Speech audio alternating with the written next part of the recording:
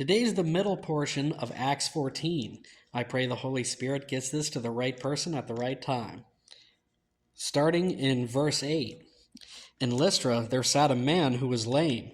He had been that way from birth and had never walked. He listened to Paul as he was speaking. Paul looked directly at him and saw that he had faith to be healed and called out, "Stand up on your feet." At that, the man jumped up and began to walk. How much faith can someone who has never walked before have to be able to literally jump up? That takes incredible faith, and that's where miracles come in. When the crowd saw that Paul had done what Paul had done, they shouted in the Lycaonian language, "The gods have come down to us in human form." Barnabas they called Zeus, and Paul they called Hermes because he was the chief speaker. The priest of Zeus, whose temple was just outside the city, brought bulls and wreaths to the city gates because he and the crowd wanted to offer sacrifices to them. But when the apostles, Barnabas and Paul, heard of this, they tore their clothes and rushed out into the crowd, shouting, "Friends, why are you doing this? We too are only human like you.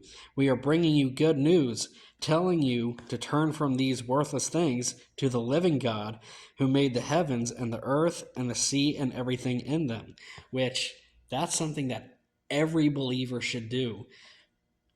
Whenever something happens, something great happens, we should immediately say, "Oh, that wasn't me, that was God." In the past, he let all nations go their way, yet he has not left himself without testimony.